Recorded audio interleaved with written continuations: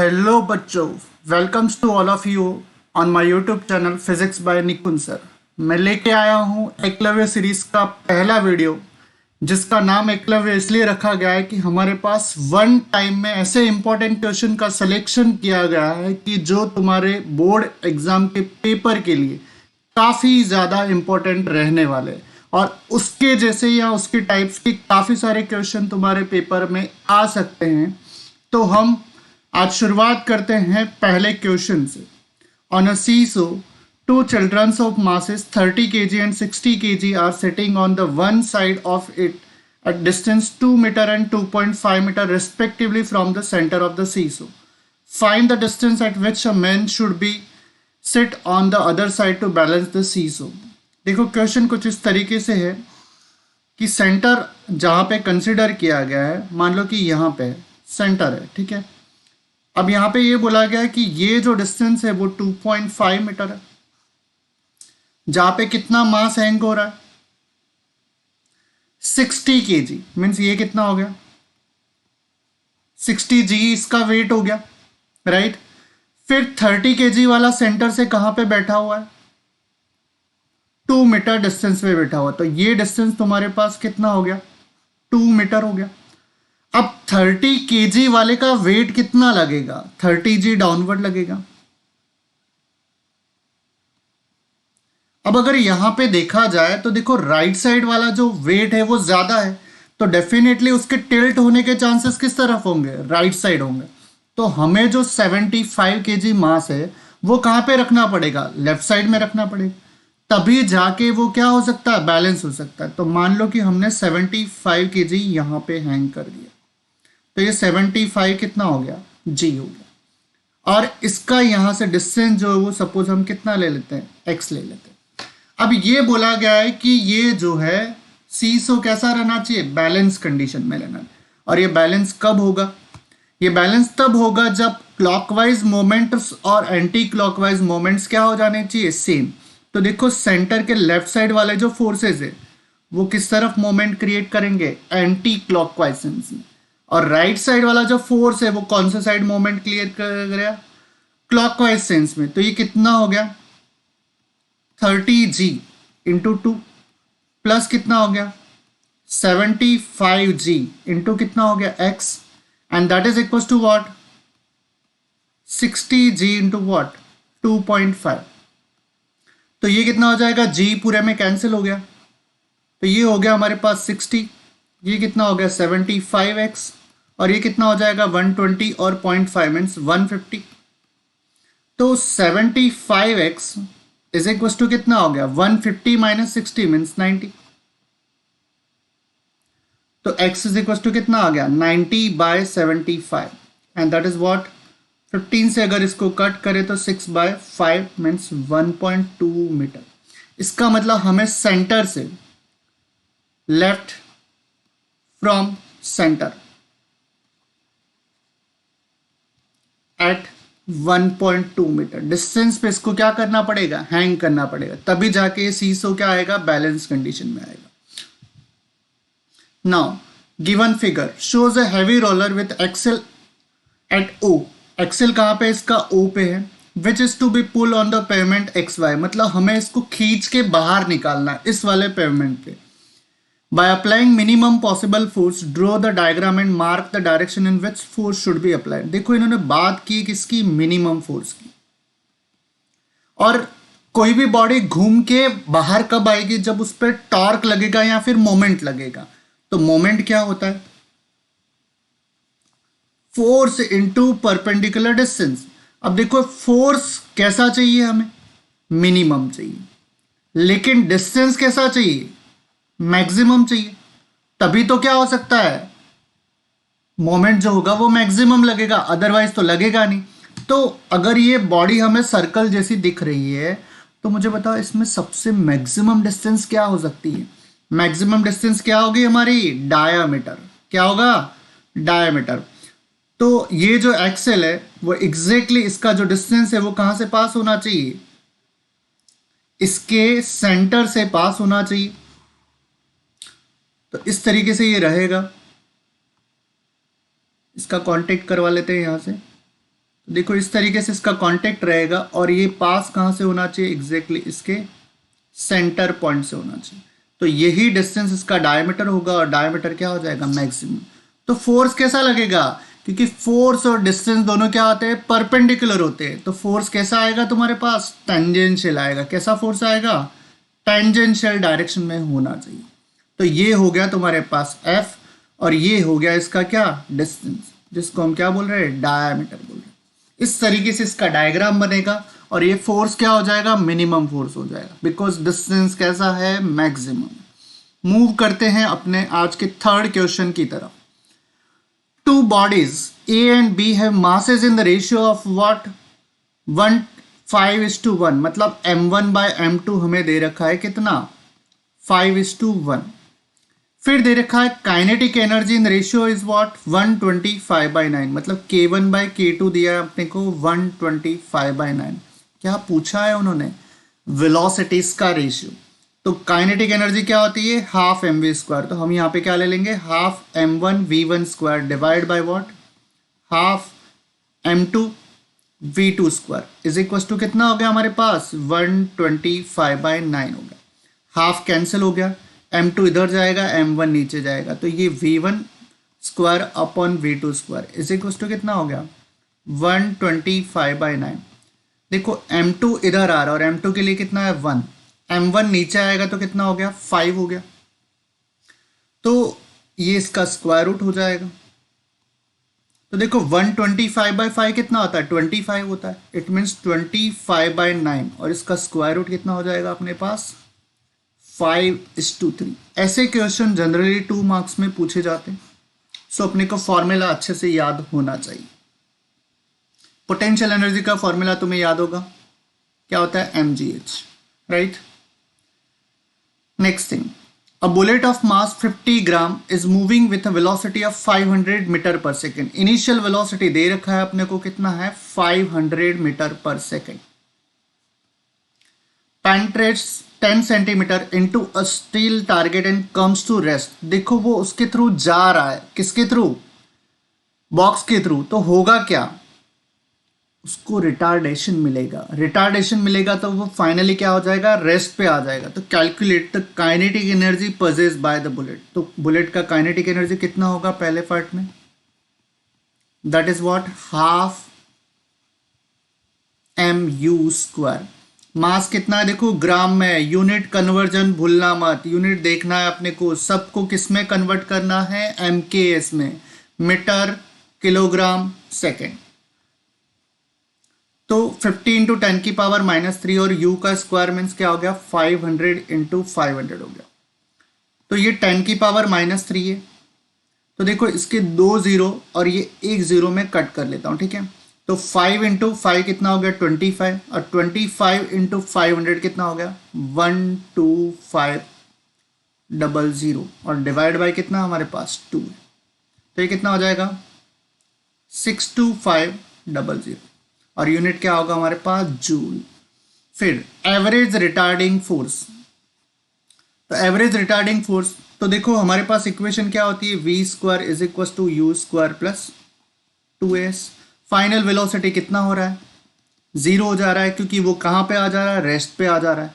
Initial velocity कितना है, 500 है, तो ये स्क्वायर हो गया, प्लस 2a, s कितना है, 10 सेंटीमीटर। 10 सेंटीमीटर मतलब इसको किस में कन्वर्ट करना है, मीटर में। तो कितना हो जाएगा, 0.1 हो गया।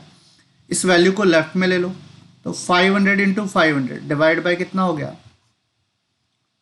2 इंटू 0.1 और वो किस में होगा, माइनस में, and that is what, your retardation. तो ये क्या आ गया अपने पास, रिटार्डेशन आ गया। हमें क्या चाहिए, फोर्स, और फोर्स इज इक्वल टू क्या होता है, मास इंटू एक्सेलरेशन। मास कितना है, 50 ग्राम, तो 50 इंटू 10⁻³ और साथ में ये वैल्यू मल्टीप्लाई हो जाएगी। तो 500 इंटू 500 डिवाइड बाय कितना हो गया, 2 इंटू 0.1। तो देखो यहाँ पे भी सेम थिंग, ये 2 और ये 1 3 कैंसिल, तो ये पावर पूरा कट जाएगा। अब बचा क्या तुम्हारे पास, 5 इंटू 5 25 इंटू 10 वैल्यू, तो कितना हो जाएगा ये, 12,500, राइट।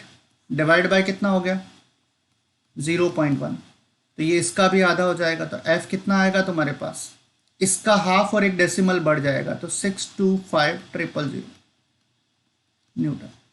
काफ़ी ज़्यादा फोर्स आ रहा है, ठीक है। तो ये आ जाएगा हमारे पास retarding force. Next question, with reference to terms of mechanical advantage, velocity, ratio and efficiency, a machine name the term that will not change for a machine given design। मान लो कि हमें बोल दिया कि फिक्स सिस्टम है, movable system है, तो देखो हमने एक टाइप का सिस्टम फिक्स कर लिया, पुली सिस्टम हमने फिक्स कर लिया। क्या फिक्स कर दिया? पुली सिस्टम। अगर मान लो कि तुमने पुली सिस्टम फिक्स कर लिया तो उसमें कौन सी चीज है जो चेंज नहीं होगी? That is what? Velocity ratio. क्या कांस्टेंट रहता है? वेलोसिटी रेशियो सेम रहेगा, उसमें कोई चेंज नहीं आएगा। और फिर पूछा ना, define the term stated by you in the part first. तो वेलोसिटी रेशियो क्या होता है? Distance move by effort upon distance move by what? Load. Mechanical advantage तुम्हारे पास क्या था? लोड बाय एफर्ट, ठीक है। और इनका रिलेशन क्या होता है?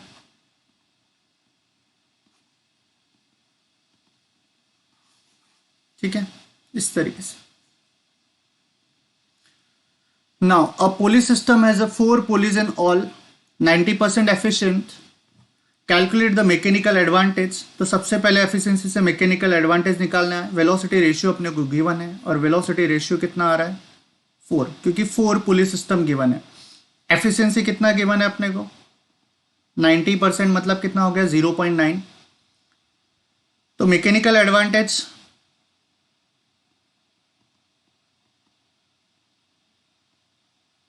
तो कितना हो जाएगा? 0.9 इंटू 4, दैट इज व्हाट? 3.6 होगा।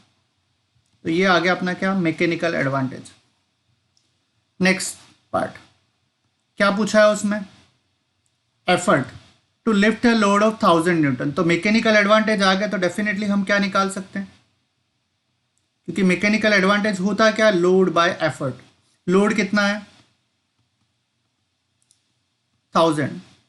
एफर्ट हमें फाइंड आउट करना है, तो एफर्ट इज इक्वल टू कितना हो जाएगा? 1000 divide by what? 3.6। So 1000 divide by 3.6 will be, I am calculating by calculator, so that will be 1000 divided by 3.6. So we are getting this is a 277.77 Newton. तो ये आ गया हमारे पास क्या? Effort. फिर पूछा उन्होंने resistance to movable parts of machine. तो resistance होता है क्या है? That is what? Velocity ratio is equal to होता है mechanical advantage plus X by E. यहाँ पे एक्स क्या है? वो जो लॉसेस वगैरह होते हैं वो सारी चीज़ें इसमें काउंट होती है। तो देखो हमारे पास यहाँ पे वेलोसिटी रेशियो कितना है? 4 है। मैकेनिकल एडवांटेज कितना है हमारे पास? 3.6 आया। एक्स क्या है? उसमें लॉसेज है। और हमने एफर्ट जो फाइंड आउट किया वो कितना आया अपने पास? 277.77 आया। 277.77। तो 4 में से 3.6 गया तो कितना बचेगा? 0.4। और फिर ये वैल्यू कहाँ चली जाएगी? मल्टीप्लाई में।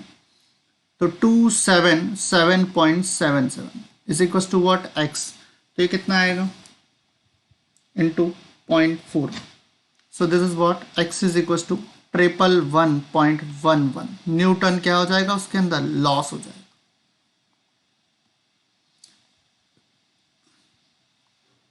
Next thing, a ray of light wavelength suffers refraction from air to glass and air to glass is given as what? 3/2। इसका मतलब हमें एयर टू ग्लास मतलब mu g by mu a given है, और वो कितना है? 3/2 है। The wavelength of light in the glass is. तो देखो रिफ्रैक्टिव इंडेक्स और वेवलेंथ का रिलेशन उल्टा होता है। मैंने ऐसे इस तरीके से याद करवाया था, n2/n1 is equal to what? Sine i by sine r, जहाँ पे n रिफ्रैक्टिव इंडेक्स है। तो वेलोसिटी में देखें तो ये v1/v2 होता है, और वेवलेंथ में देखा जाए तो ये लैम्बडा बाय लैम्बडा। मतलब यहाँ पे अगर तुम्हारा μ2 आ रहा है तो यहाँ पे λ2 नीचे आ रहा है। तो डेफिनेटली यहाँ पे अगर देखा जाए तो ऊपर क्या हो जाएगा, वेवलेंथ इन एयर हो जाएगा और वेवलेंथ इन ग्लास हो जाएगा, and that is equal to what 3/2। हमें वेवलेंथ इन एयर कितना दे रखा है 5400 के बना, वेवलेंथ इन ग्लास पूछा है दैट इज व्हाट 3/2। 2 ऊपर जाएगा और 3 डिवाइड में आ जाएगा, तो लैम्बडा इन ग्लास कितना हो गया 5400 इंटू 2 डिवाइड बाई व्हाट 3, तो 1800 और 2 मीन्स कितना हो गया 3600 हो गया एंगस्ट्रॉम। तो रिफ्रैक्शन हो रहा है, रिफ्रैक्शन में क्या होता है, स्पीड डिक्रीज होती है, वेवलेंथ डिक्रीज होती है, लेकिन फ्रीक्वेंसी क्या रहेगी, कांस्टेंट रहेगी। फ्रीक्वेंसी में कोई चेंज नहीं आता है और ये एमसीक्यू के लिए बन सकता है, तो याद रखना है। नेक्स्ट थिंग, अब देखो study the diagram below and answer the following question. Name the lens. देखो पैरेलल रेज जा रही है, और पैरेलल रेज अगर जा रही है और उसका जो नेचर दे रखा है वो कैसा गिवन है अपने को, डाइवर्जिंग गिवन है। और पैरेलल रेज का नेचर अगर अपने को डाइवर्जिंग गिवन है, इसका मतलब लेंस का टाइप क्या हो सकता है, डेफिनेटली कॉनकेव लेंस होगा। तभी तो वो रे क्या हो सकती है, यहां से डाइवर्ज होगी। तो हमारा फर्स्ट आंसर हो गया, कौन सा लेंस होगा वो, कॉनकेव लेंस होगा। Second, what are the points O and O dash. देखो इनको अगर हम ऑलमोस्ट टारगेट करें तो अपने को ऐसा लगेगा कि ये रे यहां पे जाके मीट करेगी, अपियर टू मीट। इसका मतलब हमारे पास ओ क्या हो गया, फर्स्ट फोकस, और ओ डैश क्या हो गया, सेकेंड फोकस। क्योंकि लेंस वगैरह में 2 फोकस होता है और मिरर में एक ही फोकस होता है। Between which points will the image of A B form. देखो ये रे कुछ इस तरीके से जा रही है और इसको अगर हम यहां से पास करें लेंस की, तो डेफिनेटली ये यहां पे इंटरसेक्ट करेगी कि नहीं करेगी, इस पॉइंट पे इंटरसेक्ट करेगी। तो रे डेफिनेट जो इमेज है वो कहां पे बनेगी हमारी, बिटवीन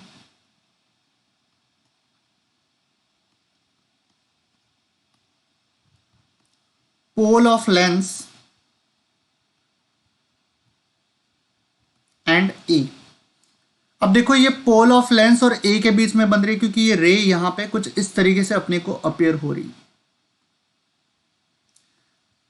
ए भी अपने पास ऑब्जेक्ट का साइज है, और देखो ये जो इमेज का साइज बन रहा है ए डैश बी डैश, वो कहीं ना कहीं इससे छोटा है कि नहीं है, और ऑब्जेक्ट के साइड में बन रहा है। तो जब भी इमेज ऑब्जेक्ट के साइड में बनेगी तो वो इमेज कैसी होगी, वर्चुअल होगी। सेम साइड ऑफ ऑब्जेक्ट अगर इमेज बने तो वर्चुअल होगी, दूसरा क्या होगा वो इरेक्ट होगी, और तीसरा क्या होगा कॉनकेव के लिए वो हमेशा डिमिनिश होगी, चाहे ऑब्जेक्ट का पोजीशन कुछ भी क्यों ना हो। क्या होगा, जो इमेज बनेगा वो ऑलवेज डिमिनिश होगा कॉनकेव लेंस के लिए। Next, an object of 2 centimetre high, it means हमको h गिवन है कितना 2 सेंटीमीटर, इस place in front of convex lens. Convex x मतलब एक्स्ट्रा, एक्स्ट्रा मतलब क्या होता है पॉजिटिव, तो f इज इक्वल टू कितना हो गया हमारे पास +20 centimetre. If the object is situated 12 centimetre from the optical centre, object को हम कहाँ रखेंगे लेंस के लेफ्ट साइड में, और लेफ्ट साइड में अगर ऑब्जेक्ट रखा हुआ है तो u डेफिनेटली क्या आएगा माइनस आएगा। And what is the formula 1/f is equal to what 1/v minus 1/u. This is what 1/20, this is what 1/v find out करना है हमें। ये क्या हो जाएगा माइनस है, माइनस का 12 तो माइनस माइनस प्लस हो जाएगा, सो माइनस माइनस प्लस हो गया, और ये इसको लाके इधर सब्स्टिट्यूट करें तो 1/20 माइनस 1/12 इज इक्वल टू क्या हो गया 1/v। टेक द एलसीएम, तो ये 12 हो गया, ये -20 हो गया, और डिवाइड बाय 20 इंटू 12 मतलब कितना हो गया 240 इज इक्वल टू 1/v। तो this will be what v is equal to 240 divide by -8, तो v कितना आया हमारे पास -30 आया। देखो ऐसा क्यों हो रहा है, क्योंकि फोकल लेंथ 20 गिवन है और ऑब्जेक्ट को रखा कहाँ है 12, इसका मतलब पोल एंड फोकस के बीच में रखा है। तो कॉन्वेक्स लेंस में पोल एंड फोकस में इमेज कैसा बनता है, वर्चुअल बनता है। तो हमें साइज भी फाइंड आउट करना है। तो मैग्निफिकेशन क्या होता है, लेंस के फॉर्मूला में बीच में माइनस आता है, तो मैग्निफिकेशन क्या हो गया हमारे पास, v बाई यू हो गया। And what is v, -30, and what is u, -12। तो m is equal to minus minus क्या हो गया, +30/12, 6 से कट करोगे तो 5/2। तो m इज इक्वल टू कितना आ जाएगा तुम्हारे पास, 2.5 आएगा। और ये पॉजिटिव है, और पॉजिटिव क्या शो करता है कि वो कैसा होगा, डिमिनिशिंग नेचर होगा। फिर पूछा हमें हाइट, तो h'/h, h' किसका हाइट है, इमेज का, h किसका है, ऑब्जेक्ट का, और ये किसके बराबर है, मैग्निफिकेशन के बराबर है, मीन्स 2.5, राइट। तो h' इक्वल्स टू कितना हो गया, 2.5 इंटू 2, क्योंकि h कितना गिवन है, 2 सेंटीमीटर। तो h' आ गया हमारे पास 5 centimetre. This is size of image. Next question number 10, what is meant by resonance. देखो रेजोनेंस एक ऐसा स्टेट होता है जिस टाइम पे ऑसिलेशन मैक्सिमम होता है। ऑसिलेशन क्या होता है, मैक्सिमम होता है। लेकिन ऑसिलेशन मैक्सिमम कब होगा, जब नेचुरल फ्रीक्वेंसी किसके बराबर हो जाए, फोर्स वाइब्रेशन की फ्रीक्वेंसी के बराबर हो जाए। मीन जो एक्सटर्नल फ्रीक्वेंसी हमने अप्लाई की है, वो फ्रीक्वेंसी और नेचुरल फ्रीक्वेंसी जब दोनों मैच कर जाएगी, तब सिस्टम में ऑसिलेशन क्या होगा, मैक्सिमम होगा। और उस कंडीशन को हम क्या बोलते हैं, रेजोनेंस बोलते हैं।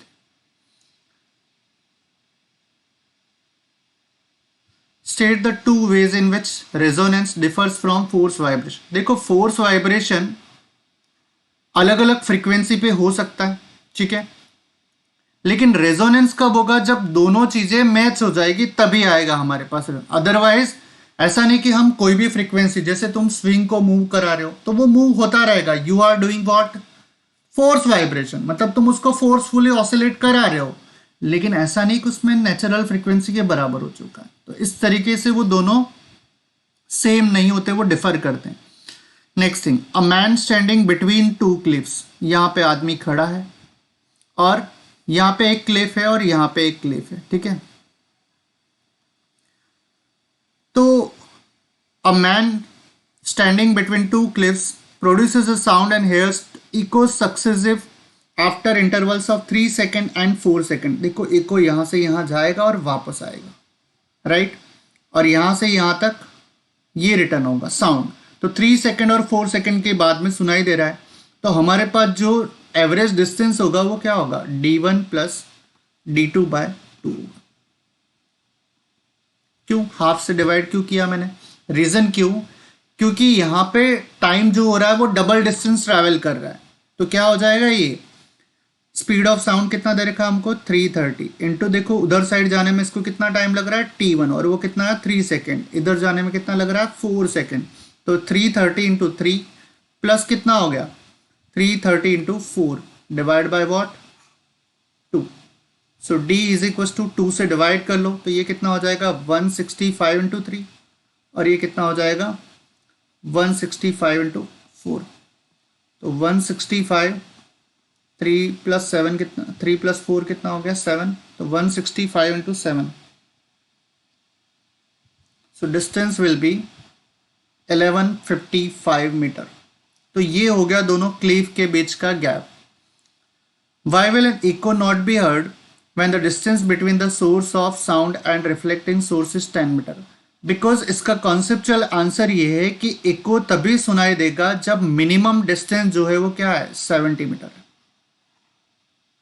17 मीटर से ज्यादा होना चाहिए डिस्टेंस, जो है वो क्या होना चाहिए, 17 मीटर से ज्यादा होना चाहिए, तभी हमें इको सुनाई देता है, अदरवाइज इको नहीं सुनाई देता। ये याद रखना, this is important for MCQ।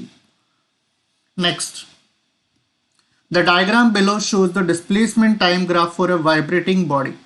Name the type of vibration produced by the vibrating body. देखो इसमें जो ऑसिलेशन है वो टाइम पीरियड के साथ में क्या हो रहा है, डिक्रीज हो रहा है। और डिक्रीज किस में होता है, डैम्पिंग, डाई मीन्स डिक्रीज। तो ये किसका है? डैम्प वाइब्रेशन या फिर डैम्प ऑसिलेशन, जो भी बोलो।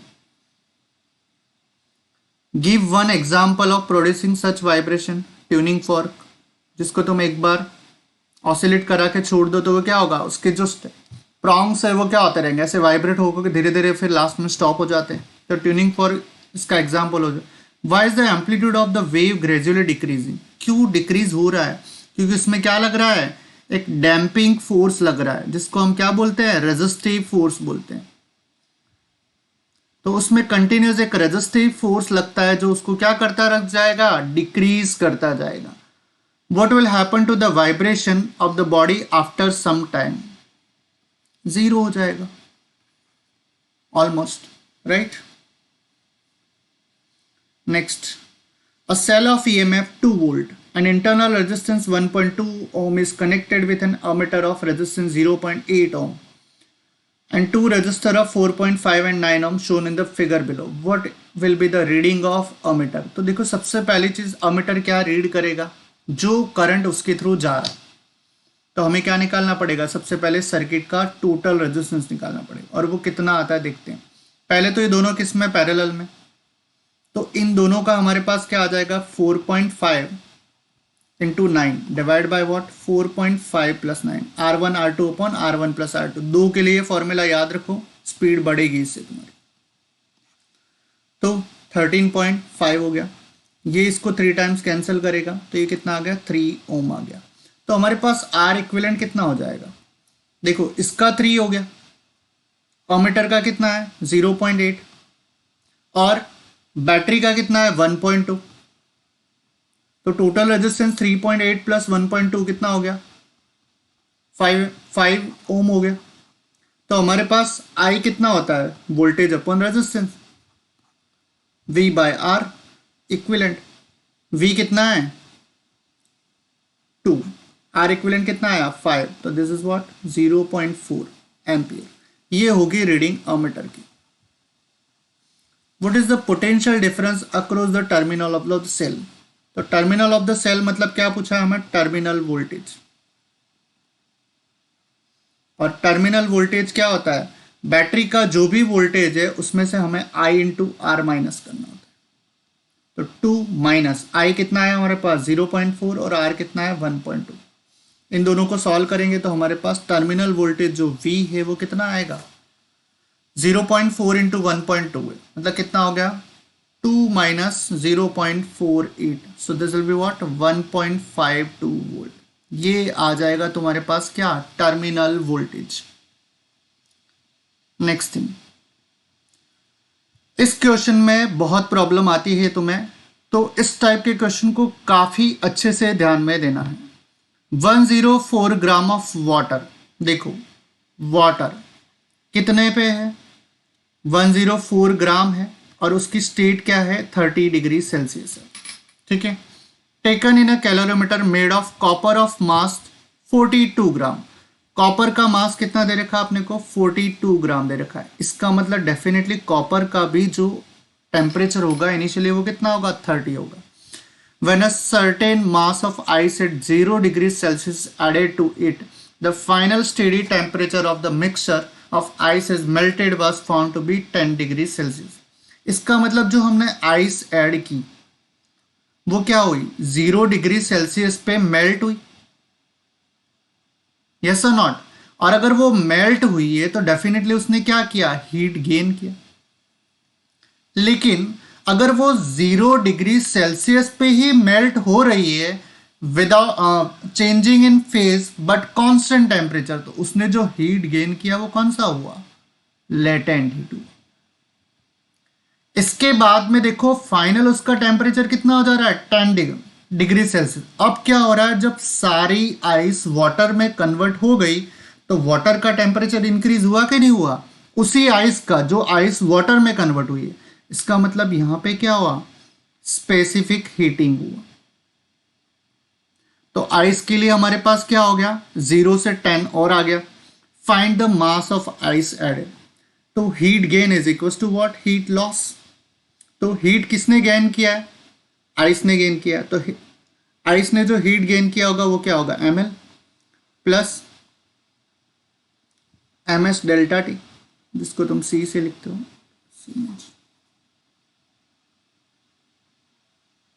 राइट, ये आइस का होगा, इज इक्वल टू क्या होगा, heat loss equal to heat gain. Ice ने गेन किया, लॉस किसने किया, ये जो वाटर एंड कैलोरीमीटर है। तो देखो ये तो 30 से 10 पे आया, तो इसको मैं अभी कन्वर्ट नहीं कर रहा हूँ, सिंपली डायरेक्टली 104 लिख रहा हूँ, क्योंकि फाइनल आंसर फिर तुम्हारा ग्राम में ही आ जाएगा, ठीक है, क्योंकि ये जो वैल्यूज दे रखी है इन्होंने वो भी ग्राम में दे रखी है इसीलिए। तो specific heat capacity of water कितना है 4.2 इंटू टेम्परेचर कितना हुआ उसका 30 - 10, ठीक है। फिर कॉपर का कितना मास लिया हमने 42, और उसका कितना दे रखा 0.4, वो भी कहाँ आया 30 से 10 पे आया, ठीक है। तो अभी हमें क्या निकालना है, एम निकालना है। तो LHS की जो वैल्यू आएगी वो कितनी आएगी 104 इंटू 4.2 इंटू 20, तो this is what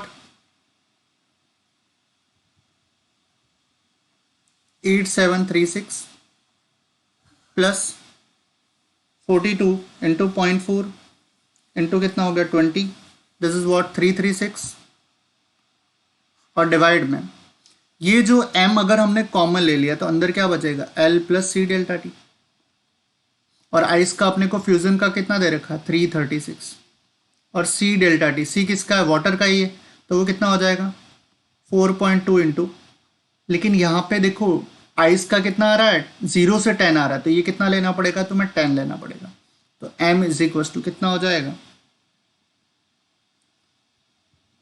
8736 plus 36 divide by 336 plus 42, तो एम तुम्हारा आंसर हो जाएगा कितना आइस ऐड किया तुमने 24 gram ice. So this is important question और काफी अच्छे से ध्यान में देना। 13 a radioactive nucleus ZXA first emits a beta particle and then alpha particle and then resulting nucleus is represented by this.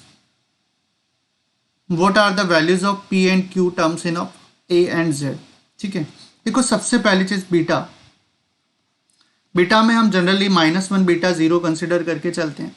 तो पहला जो पार्टिकल है ZXA, इसने क्या एमिट किया -1 E0 एमिट किया, तो डेफिनेटली इसका न्यूक्लियस क्या होगा, हालांकि इसने मेंशन नहीं किया है कुछ, तो हम मान के चलते हैं +1 है।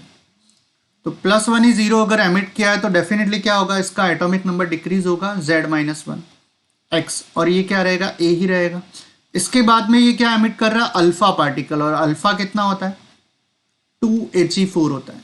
तो देखो इसमें से क्या जाएगा और 2 जाएगा, तो कितना हो जाएगा Z-3 हो जाएगा, और Z-3 अगर हो गया तो डेफिनेटली यहाँ पे क्या आएगा हमारे पास, जैसे 2He4 निकल गया तो ये कितना हो गया Z-3 हो गया, ठीक है। और Z-3